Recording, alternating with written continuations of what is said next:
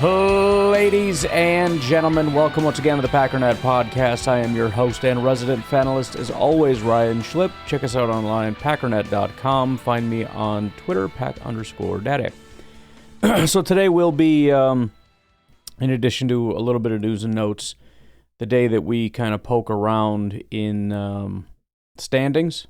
I want to do that in part, as I said, to provide some context as to where the Packers rank. I also thought it would be a decent opportunity to kind of ease into looking at the Pittsburgh Steelers, because obviously anything we look at in terms of the Green Bay Packers, we can instantly turn it around and say, where are the Steelers in these rankings?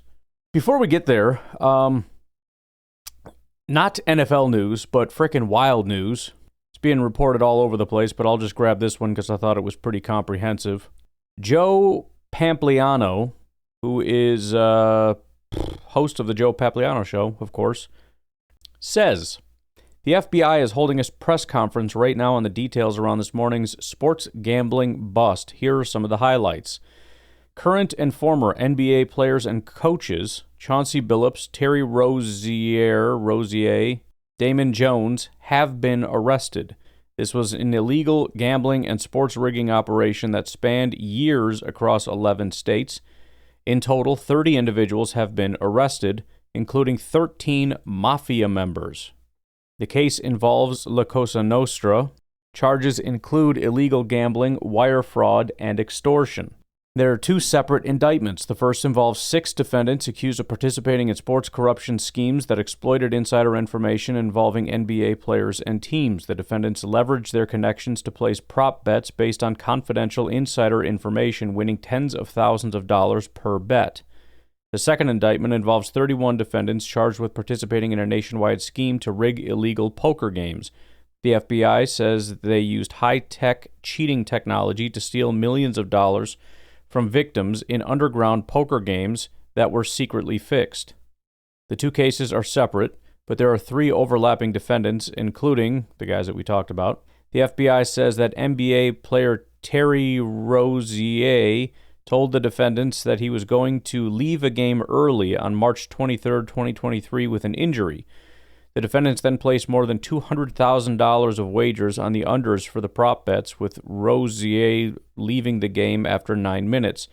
Those bets paid out tens of thousands of dollars in profits, with the defendants and Rozier where they counted the money at his house. The FBI says that former Raptors player Jonte Porter was threatened to participate in sports gambling schemes because of his gambling debts. Teams that were bet on during the sports gambling scheme include the Charlotte Hornets, Portland Trail Blazers, LA Lakers, and Toronto Raptors. The rigged poker games occurred at the Hamptons, Miami, Las Vegas, and Manhattan. The poker scheme targeted victims who were lured to participate in rigged poker games by the chance of playing alongside former professional athletes. The athletes include Chauncey Billups and Damon Jones. The FBI says that the defendants utilized altered shuffling machines that read the cards in the deck and then relayed that information to an offside operator. The offside operator, known as the quarterback, then sent that information to someone at the table. The FBI also says the defendants utilized other cheating technologies, including poker chip trays that read cards through hidden cameras, special contact lenses and glasses that could read marked cards, and X-ray poker tables that could read cards face down. The FBI says the defendants robbed a victim at gunpoint and acquired a rigged shuffling machine. The sports gambling investigation is called Operation Nothing But Net, while the poker investigation is called Operation Royal Flush. Why do they bother naming it? If you're going to be that stupid, just don't. Just call it Operation B and C or something, you know?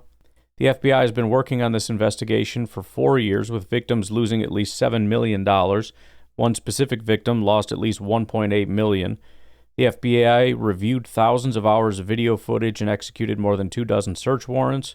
These are just accusations at this point. I'm just pointing out the details, blah, blah, blah.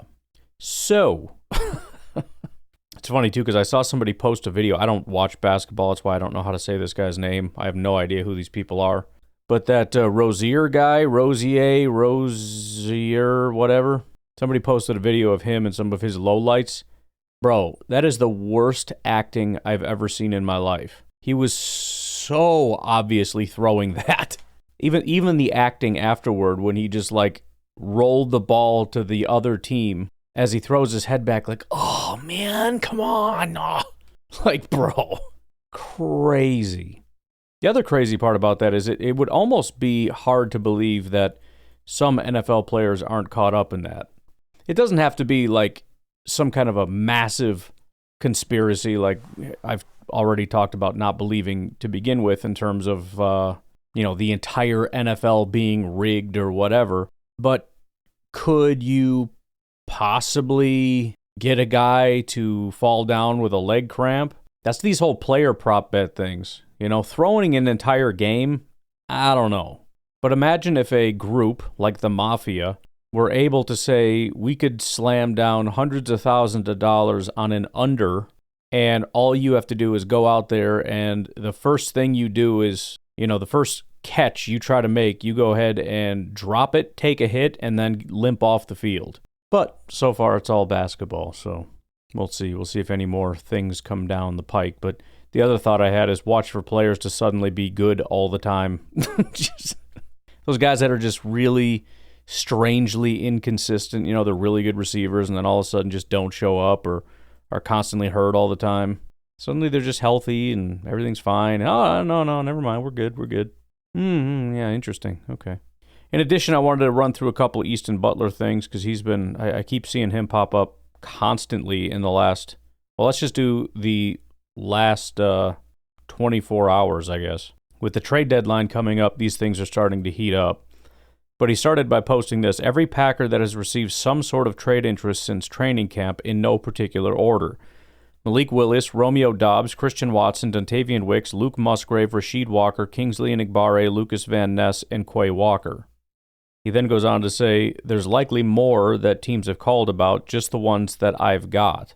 Then, one of the bigger ones, this was 19 hours ago, the Packers have been making calls leading up to the deadline, including at the running back positions per source. The Packers have called 4 teams about running backs, those being Miami Dolphins, New York Giants, New Orleans Saints, and Baltimore Ravens. Devin Achane was one of the players, but was just a call to see price, nothing more for him. Other teams don't know the player. And then he keeps reposting this after about every post to keep reminding people. It says calling a team doesn't mean they're in deep conversations. That'll be done soon. Literally could be asking about availability, price point, or actual trades to develop. He then says, now if I name drop a corner we're in talks for, would I get in trouble at Lambeau? So it goes from like, bro, just because they're talking doesn't mean anything. Or just because they're calling, I should say. To very shortly after, hey, we're in talks for a corner. Not sure if I can say who. Which, since when do you care? I don't know how this whole thing works. I don't know who your source is, and if he's just getting like the okay from the team to post stuff or what. I have no idea. But as of 27 minutes ago for me, the Packers have called and spoken with 2 teams about cornerbacks per sources. 3 players have been mentioned, being Alontae Taylor from the New Orleans Saints, and both DJ Turner and Cameron Taylor-Britt from the Cincinnati Bengals. I was told Turner was a legit asking if he was available, and Taylor-Britt just a call. By the way, DJ Turner, talk about a couple of our guys that are maybe taking a big jump. DJ Turner in year 3, just real quick, just on the off chance anything happens here. Year 1, he's a second-round pick out of Michigan, by the way. He's a 5'11", 180 guy with 4.26 speed. I'm guessing the Packers were very much interested in DJ Turner, and he didn't make it to him or whatever. But 4.26 speed corner out of Michigan, I'm positive there was at least some interest. Year 1, he had a 51 grade, 48 coverage grade. It was not great. Year 2, that jumped up to a 68 grade, 68 coverage grade. He currently right now is at a 77 grade, 81 coverage grade. But it's even maybe better than that, depending on how you look at it. The good grades are 4 out of 7, with 3 of them being below average in the 50s. So you could say that they're kind of just inflated, especially on 3 of the games, especially on 2 of the games. The other way to look at it, though, is the last 3 weeks he has been absolutely out of control, including against the Green Bay Packers. So week 1 against Cleveland was solid. He had a 69.7, call it a 70 grade, 75 tackling, and 70 coverage. It was 3 targets, 1 reception, 13 yards, a pick, and a pass breakup, 8.3 passer rating when targeted. So the grades don't really do justice to him having quite a good day. I don't know why they would trade him. I'm guessing it was a legit asking, and a legit answer that, heck no, shut up and get away from me would be the response. But let's talk about it anyways. The next 3 weeks were 52-49, talking overall in coverage, 56-60, and then 55-59. He only gave up 1 touchdown in that span, had 2 more pass breakups, but he did give up about 150 yards through the air, which isn't super fantastic.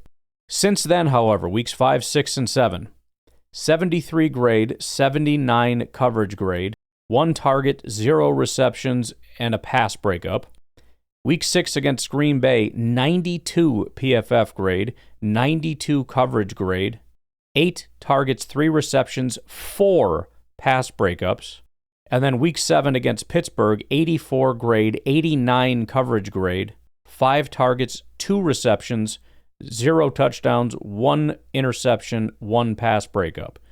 So he has given up 14 receptions for 225 yards, 1 touchdown, 2 interceptions, 9 pass breakups, 52.2 passer rating, and again, an 81 coverage grade, with his last 3 weeks being basically 80, 92, and 90. So again, I would be willing to bet the answer to the Packers is shove it and don't ever call here again.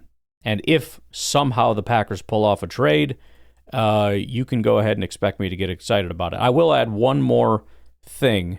By the way, Easton Butler's final post, at least for me, was, do I think we trade for someone at the deadline? No, I do not. Saying a team is calling doesn't mean they're in trade discussions. That's not the same tweet. It's a different one. But specifically, he's saying he doesn't think anything is going to happen. If you're curious, from his perspective, being the person that's tweeting these out, how serious are these discussions? There's your answer. The one question I would have is, if they do end up trading for a corner, I think everyone gets excited until they ask the question, where is he going to play? Because I think what most people would like is for Hobbs to not be the guy. I think at best what ends up happening is that Hobbs goes into the slot and you have Keyshawn and the new guy playing on the boundary. But Bullard is starting to get better as a second-round pick. I don't know that I necessarily, as somebody who was not a big fan of Bullard as of last year, I don't know that now is a great time to just cast him aside and say, I guess you don't play anymore for us. And also, we already have Valentine. So we'd have to go get somebody better than Valentine, and Valentine for like 2 years now has been a top 15 corner. So I don't know that we need to do this other than just make the move from Hobbs to Valentine. I feel like that, I don't know. But again, this DJ Turner fella would be pretty cool. I think the only way you possibly get a deal like this done is if it was sort of a player swap. And I honestly don't know what we would give up. I know they're in need of a pass rusher. I can't imagine they would move Van Ness. Maybe you could move Kingsley, but they would need more than that. So it would have to be Kingsley and then some. On top of, again, if you've got a second-round pick that's playing like he's playing, unless Cincinnati just doesn't agree, I don't know why there would be any compensation worth giving up. But what do I know about how Cincinnati runs things? Nothing is the answer. All right, let's take a break right here, and we'll be right back. All right, let's get into some of the details, the rankings and whatnot here. The purpose, aside from just general FYI, is that at least for me and the vibe I'm getting from the rest of the fan base is that we all tend to agree the Packers don't seem to be as good as, I hate to say their record because the record doesn't feel even that great, but they don't feel like a team that is number one in the NFC. And I think that that's true and fair, and I don't think most people believe that they're the best team in the NFC. However, I've always been kind of surprised as I go through and I look at all the different rankings and whatnot to see how high they still are. And some of this, I think, ends up being wrong. I mean, we see this every week with Vegas being one of the biggest examples where they have us, 14-point favorites, we win by like 3. 7-point favorites, we win by 2 to 3 again. So we do end up being overhyped in a lot of ways. But it's not going away. Usually you kind of learn your lesson, like, okay, I guess they're not that good. It's not the case. And, again, we don't play football in a vacuum. Part of that is maybe the Packers playing better than we think, and the other part of that is other teams also just not being super impressive or reliable. But I want to just provide the context because there's a big difference between I don't think they're as good as their record would indicate, that being one of the best teams in football. If the playoffs were today, they'd get the bye, all that kind of stuff. And they're not a top 10 team, or they're not a top half team, or they're, you know what I mean? Like, let's provide a little context and nuance here. So again, obviously right now in the NFC, the Green Bay Packers are the number one team in football. If we flip over to, let's start with PFF. Now, there's two different ways PFF will rank things. One is just their PFF grades. And again, I believe, without looking this up, that it's based on the players and whatnot. In that ranking, it's the Rams, Seahawks, Lions, and then Packers. And so again, you can look at it and very easily see, okay, they're not number one. In fact, they are not even ahead of 3 NFC teams. Still, they have them inside the top 5, ahead of the 6-1 Colts, ahead of the Eagles, ahead of the Chiefs, ahead of the Bills, ahead of the Cowboys and the Steelers, who rank 11th, and Commanders and 49ers and Broncos and Chargers and Bucks, ahead of those teams. Then they have their PFF NFL Power Rankings. This is more their official ranking system. I'm guessing it's based on their WAR rankings, which actually have, there's a lot of good that people have to say about their WAR rankings. It's just not super publicly accessible from what I've seen. With that said, this is a different ranking system. For example, the top 3 teams are not all NFC teams. In fact, they have the Kansas City Chiefs as the number 1 team, and I don't super disagree with that. They're really coming on very strong. Second, they have Detroit. I don't disagree with that either. Third, they have the Rams, and fourth, the Packers. They have them ahead of Buffalo, Philly, Baltimore, Seattle, Denver, Indy, Tampa, on and on and on and on, right? Everybody that I didn't list. Very big names that a lot of Packer fans would not say the Packers are better than. Context. In addition, and a lot of this is just people's random opinions. I don't put a lot of stock in a lot of these things, but it's still worth mentioning because I do think Packer fans are a little bit harder in general than just the general consensus, which again surprises me because I would have expected a lot of people to be a lot lower. But let's look at this. For example, FoxSports.com has Tom Brady's power rankings. So far right now, through the first 7 weeks, Tom Brady has the Lions number 1 up from 3, the Colts number 2 up from 7, the Rams at 3 up from 5, Tampa at 4, they dropped 1, and Green Bay at 5. That is a 3-place drop, but still at 5. And again, just to say these things out loud so we're clear, because I think even when you say top 5, people hem and haw like, I saw somebody doing that the other day. Somebody trying to just provide some levity to the situation, like, bro, they're still a top 10 team. And they're like, oh yeah, you pay a quarterback $1 billion to be top 10. Whoop the do. Bro, everybody pays quarterbacks jag off. Good Lord. I just can't deal with some of these people. Better than Eagles, Chiefs, Patriots, 49ers, Seahawks. In addition to that, Fox Sports also has just their, Fox Sports rankings. This is from Ralph Vacciano. So same entity, different ranking. Lions 1, Rams 2, Bucks 3, Packers 4, ahead of the Colts, as well as all the other teams. ESPN has the Green Bay Packers at 8th. Again, not number 1, but 8th has them inside the top 10, ahead of teams like Seahawks, 49ers, Broncos, Patriots, Steelers at 13, Chargers, Cowboys, Jaguars, Washington, Houston. I know some of these are kind of no-brainers like Houston, but I want to bring it up because it wasn't very long ago. Houston was a massive contender. There were a lot of questions about Stroud versus Love, with most people taking Stroud.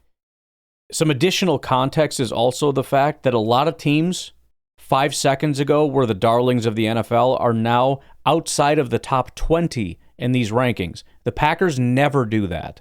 When we piss and moan, it's because, oh yeah, you're inside the top 10, but barely.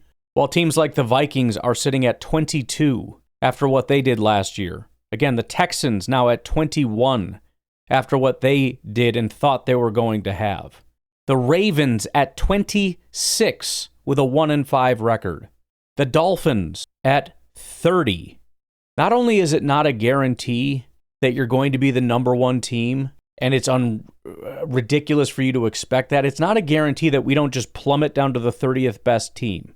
But yet we continually do that. And I think the fact that that never happens to us leads to our inability to show any gratitude whatsoever for what this team is able to accomplish.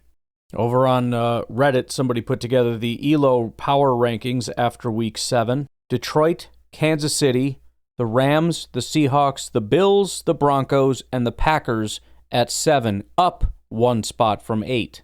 After that, it's the Texans, Eagles, Colts, Bucks, Commanders, Steelers at 13. Pretty consistently 13 or in that range for the Steelers. It is also quite wild how big a swings there are depending on what you're looking at. These rankings are shocking. To have the Texans at 8 in one ranking and 22 in another. It's wild. The Athletic, Week 8 power rankings, Chad Graff and Josh Kendall.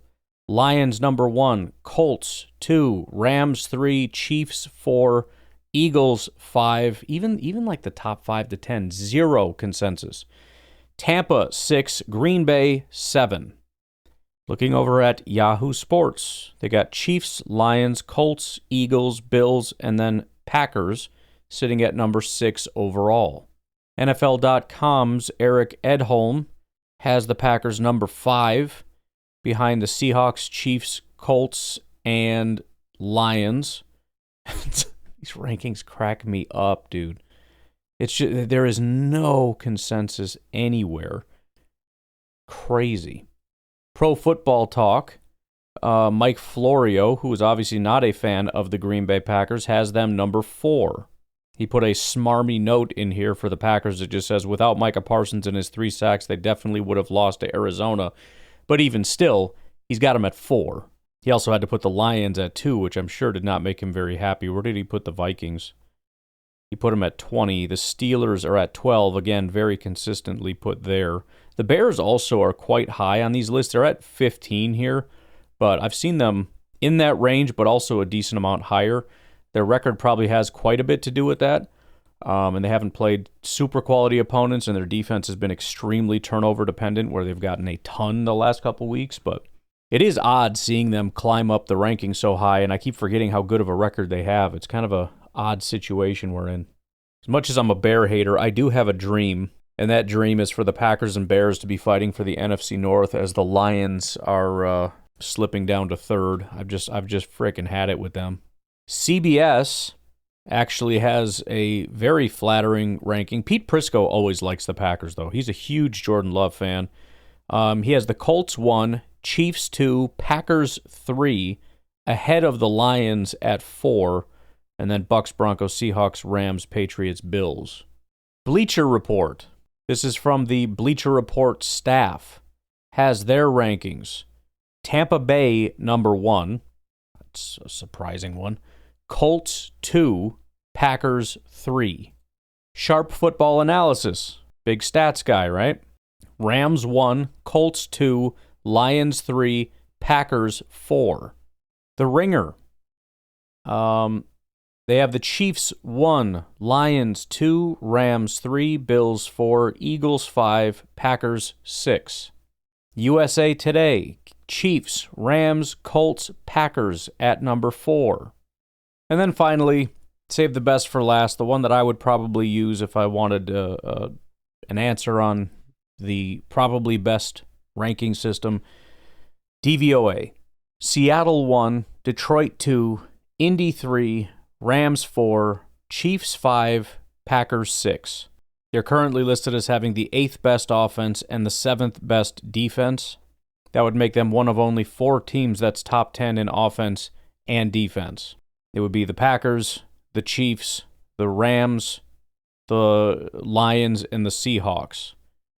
Indy is listed as having the number 1 offense, but the 16th ranked defense. Dallas, 4th offense, 30th defense, etc., etc.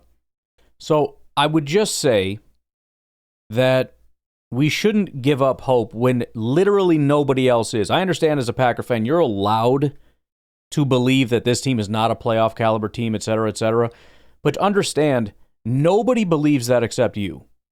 And so when you talk about, oh, you're just a bootlicker, you're just a biased Packer fan, nobody outside of the Packers sphere.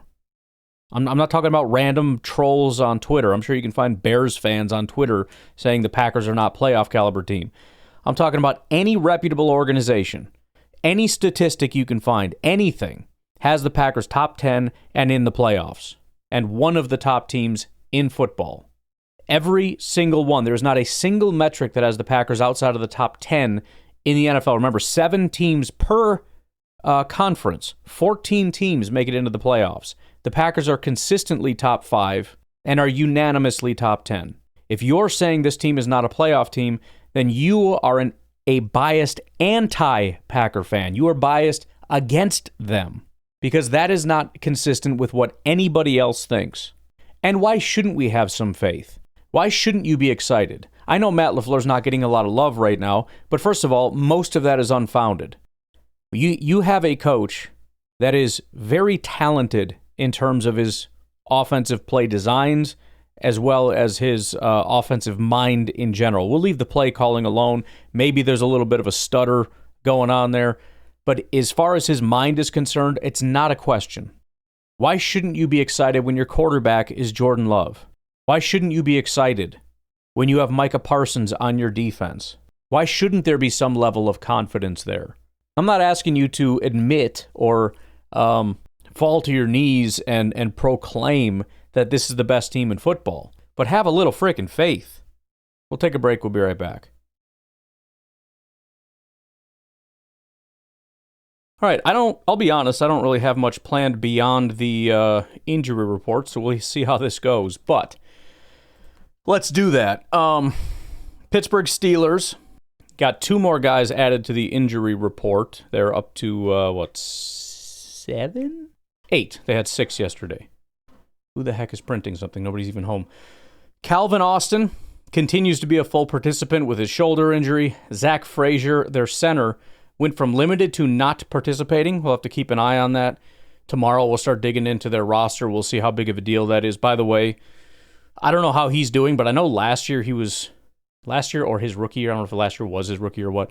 I was a big Zach Frazier fan, and he was looking good, so I was feeling very vindicated. Hopefully that was a fluke and he sucks now, or he's not playing. Malik Harrison, he is, by the way, designated to return. He's in the Christian Watson kind of a situation, but he has been a full participant, similar to Christian Watson. We'll see what his status is again tomorrow. That'll be a little bit more. We'll dig into that. Cam Hayward, still not participating. It still just says veteran rest, so I guess he's just getting a long rest. He is an old dude. Will Howard, the backup quarterback, he's also designated to return, 21-day practice window thing. He's been a full participant. Shouldn't matter all that much, although it is his right hand, so if something happens to Rodgers, that's not good. But again, he might be the third string. I have no idea. DK Metcalf, he was added as a veteran rest, so I guess he practiced Wednesday, and then they gave him Thursday to rest. I don't know, dude. Is he even that old? Isn't he? What is he, 28? He's 27. Why does a 27-year-old need veteran rest? Bro, you shouldn't be doing rest days till you're at least 30. And I don't know that wide receivers should be doing that even at 30. Maybe D tackles or something, or freaking offensive tackles or guards. It's weird. Wide receiver Scotty Miller was added to the injury report also. Limited participant with a finger injury. And then TJ Watt went from not participating to limited. He is veteran rest, but they also added hip. So, again, tomorrow we'll dig a little bit and see what's going on. I'm guessing it's no big deal. But if I'm not mistaken, it did not say hip yesterday. It was just veteran rest. So I think that just got added. I'm not entirely sure. I guess we could do some of the press conference stuff, considering I don't want to just end it now.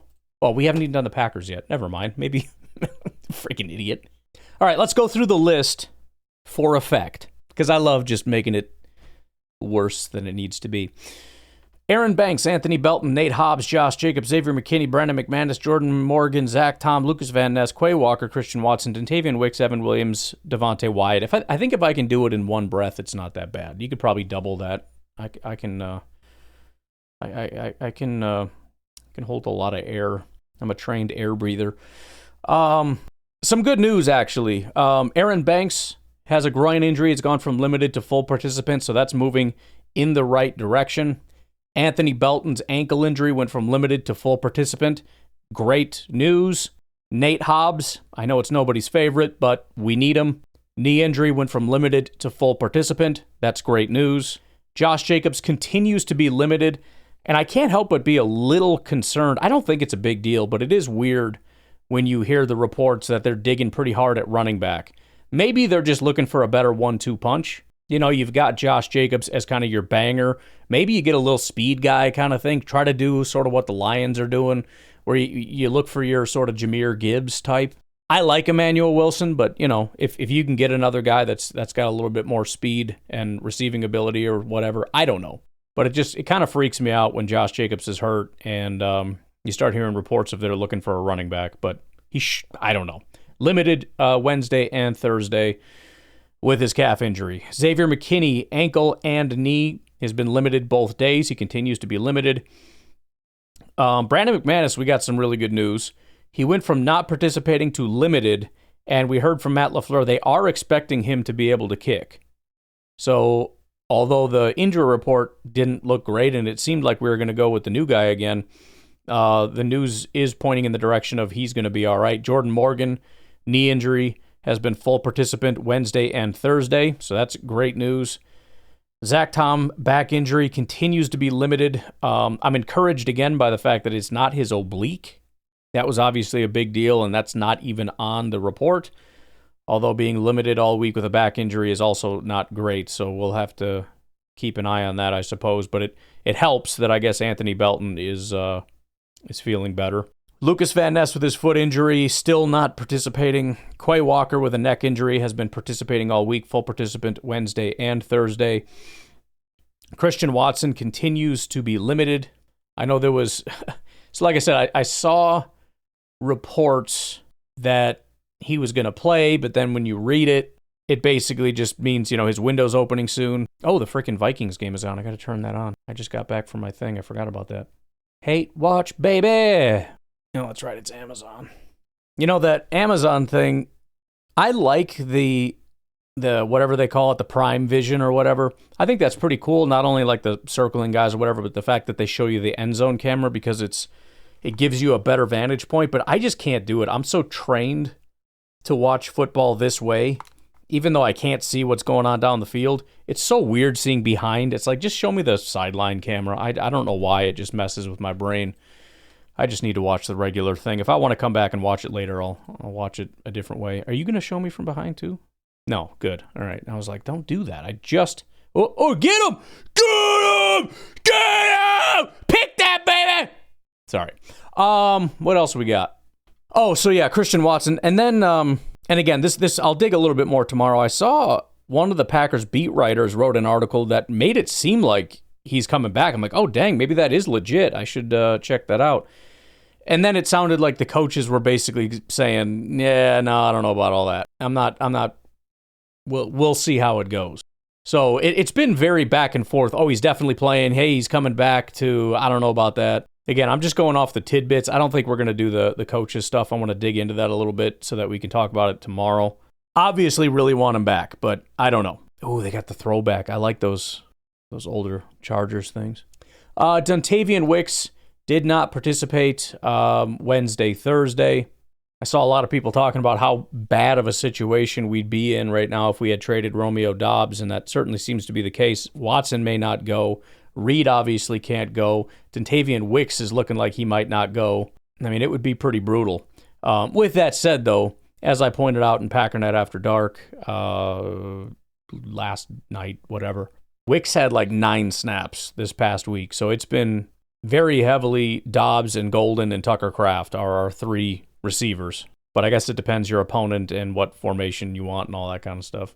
And then the last 2 we got here, Evan Williams, back injury, limited Wednesday, Thursday. Devontae Wyatt, the one guy we're all dying to get back, which, by the way, I'm just excited that we're all excited about Devontae Wyatt as much as I'm upset that he's not playing. it's been one of those things where everybody kind of was on the, oh, he's another bust type of thing, and I've been kind of grinding it out. Like, look, man, I'm telling you, he's pretty good. Like, he's a good pass rusher. I know the run defense isn't there, but you got to trust me. It's better than you think, even though the sacks aren't what you want them to be, and especially with Kenny there, he's kind of a lot of times a number 3 because Slayton would be there with Kenny on a lot of rundowns and whatnot. With him being able to step up and get more snaps, he's getting more, you're seeing the numbers pop a little bit, and everyone's kind of getting excited. I'm just excited that we're excited, because it seems like we got ourselves another good player, another guy to get excited about for the future. Like I talked about, how can you not be excited having Jordan for the next, who knows, 10 years, having Parsons for the next 5 years or more. I mean, it's just, I'm so excited to be excited about this team, and I think Wyatt is another guy we have a long time to be excited about. I know we're all hyper-focused on this week and this season, but man, this is a fun team. This is a freaking talented team, and I'm excited to just watch some bad mamma jammas, you know what I mean? In Packers uniforms, just wrecking people's lives. I'm fired up about it. All right, folks. Well, like I said, I don't want to do the coaches stuff right now because I want to actually take some time to be able to see what all they said. I believe it was Matt LaFleur and the coordinators all were talking. I've seen little tidbits here and there, but I don't want to just half butt it, So I'm going to drop you all off right here. We haven't done a song in a while, and since I got the house to myself, I'm just sitting here watching football. I might as well come up with a song. Plus, we got to get this Rodgers train going, so we got to do some Rodgers songs for sure. Oh, my Lord, you absolute dummy. You absolute idiot, pick 6. Well, this is not great. Herbert, why? Can I ask you a question? Should I just not watch Bears, Lions, and Vikings games?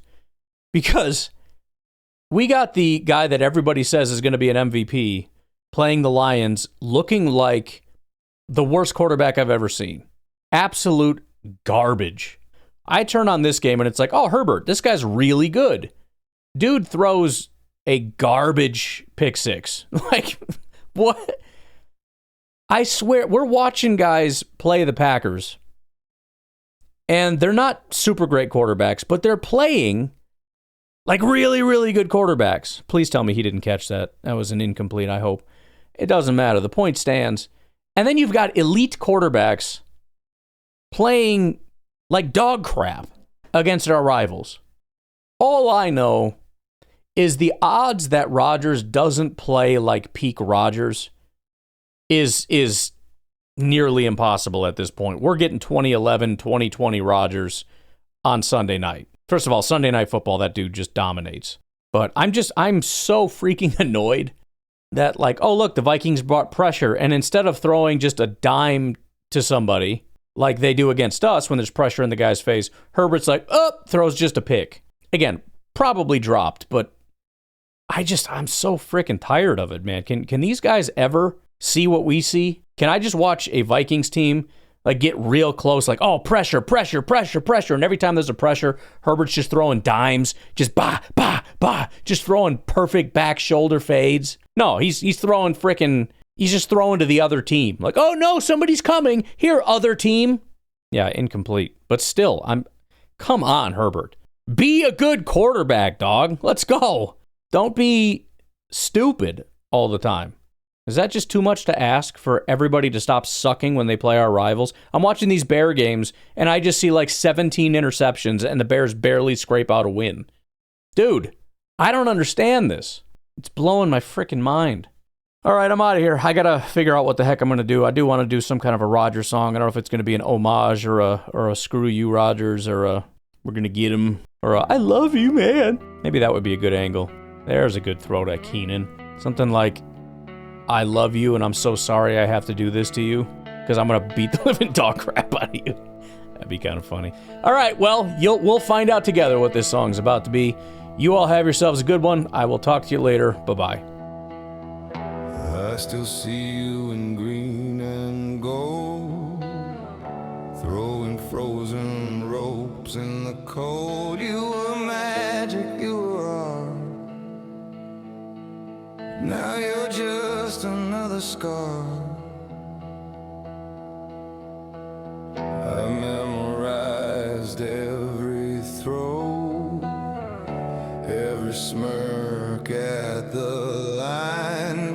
Sunday night's a different game.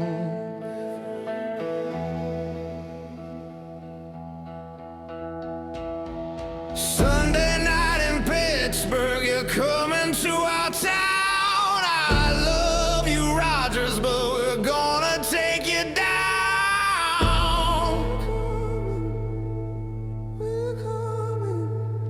You left us standing in the snow. Now the steel city's gonna let you know.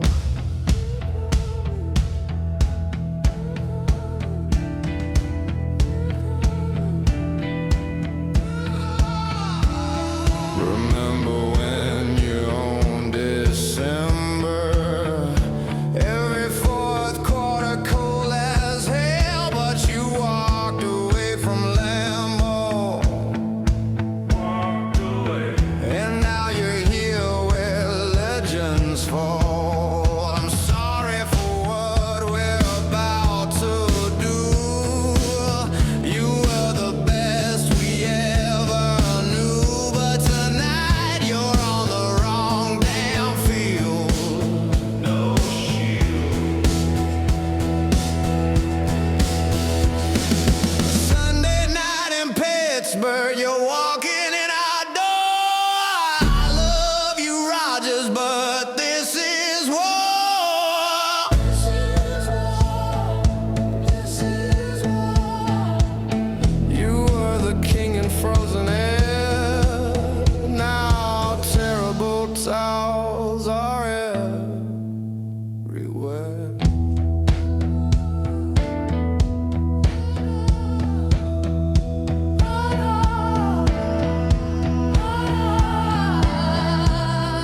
I'll wear your jersey to my grave, but tonight I'm painting my face black. And when you're on your back, looking up at 60,000 screaming Steelers fans, you'll know you should have stayed in Green Bay. Sunday night in Pittsburgh, you're in the